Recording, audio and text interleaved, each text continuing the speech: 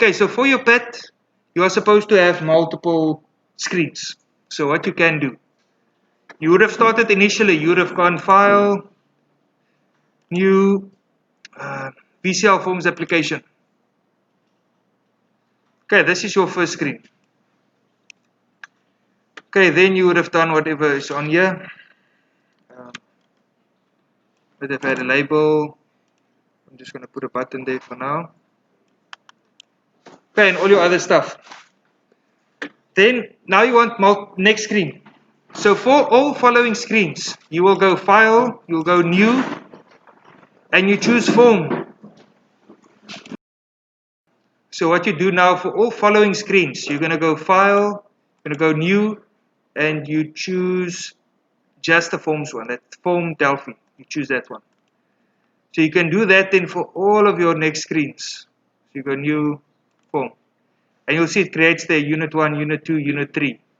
And you've got your Unit 3, Unit 2, Unit 1. So in these ones you can also then put all your buttons.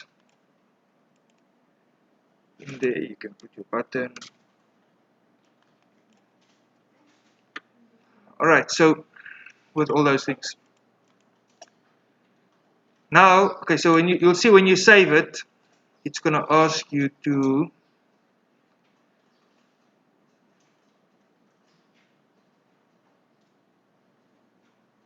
my computer's a bit slow. Okay, so I'm going to put it on the desktop. Remember, always put it somewhere. New folder. Put it in there. Then the first one is your first unit. And it should ask you again that's your second unit. It's going to ask you again that's your third unit. And then it will ask you one more time for your project itself. You save it. So it will ask once for each of the units you've got and then one for the project. So you should have then the 4 of them saved. Now to switch between them with coding. It's actually relatively easy. Main thing is with your first one, if you've got like 2 choices, let's say you've got 2 separate screens. Let's say this is my login screen, and then this one is for the administrator, and then this one is for the just visitors. So you've got the 2 different screens. So this screen will have one button going to the one, and it will have another button going to the other screen. So what you'll do is you're going to go File, you can choose Use Unit, and you want both of them because this screen will go to both of those two. So you're going to choose your Unit 2, and you're going to do it again, File, Use Unit, and you're going to choose Unit 3 because this one's going to go to both of them. Once you've done that, it's relatively easy. So our first button wants to go to the first screen. Now, this form is called Form 2. You see there's a name there. And this one's called Form 3. Okay, sorry. And then, so the first button, we want to go to this one. Form 2 is the Unit 2. And Form 3 is Unit 3. And this one is Form 1. So when this button is clicked, I want to go to Unit 2's form, which is Form 2. So you're just going to say Form, and you'll see Form 2 will be there. So our Form 2, we want to show. And degree, this is Form 1. So normally if you go to the second screen, you want to take the previous one gone. So it just means our Form 1, you want to hide. And that's literally all you do. So you'll see if you play this now. If I click this button, it takes me to the other form. Okay, so then what you'll do in this other button, let's say this is the back button to go back. But remember, this form wants to go back to Unit 1. So in this one, you have to go again, File, Use Unit, and you only need Unit 1 because it's only going to take to Unit 1. If you wanted to add both, it's fine. You can add both if you want to. And then this one, it's in Unit 2 now. So I want to go back. So that means my Form 2 must hide. And my Form 1, I want to show.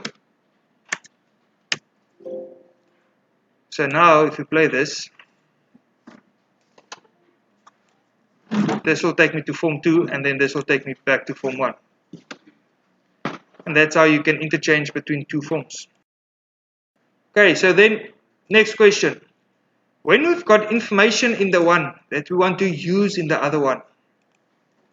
So let's say in this first screen, the person's going to type in something that we want to use in the second screen.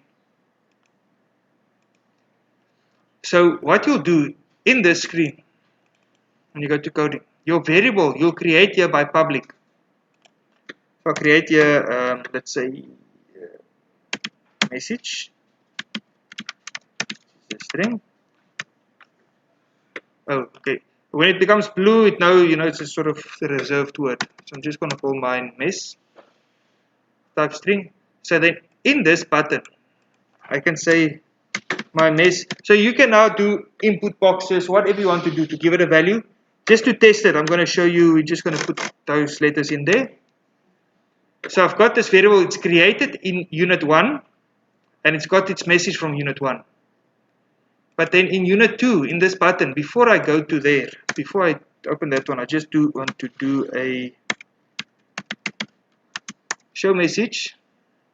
And then when I want to use the variable from the other unit, you just have to say that the unit we're using, which is unit 1, remember we want to use unit 1's variable. So you say unit 1, then you say full stop, and then you can choose the variable name, which was called mess. Let's just quickly see. Okay, sorry about that. Not unit 1, but form 1. So just like we said, our form 1 we want to show, form 2 we want to hide, you're just going to say use form 1's message. So now if we play this thing,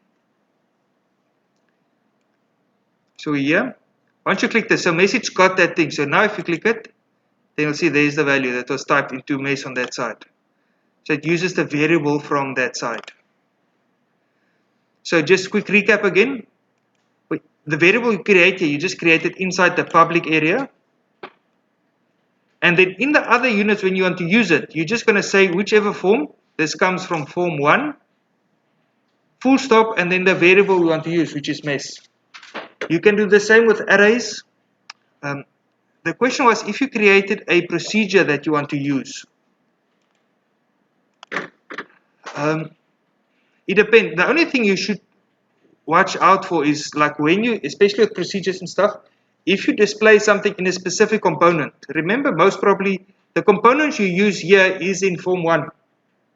So if you're going to call the procedure on this side, the odds are it will still display in form 1. So you won't see it in this form because now it's different components that's here.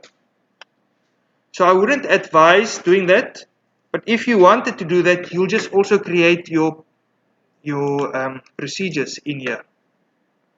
Everything you do in public area can be used by the other methods, by the other units.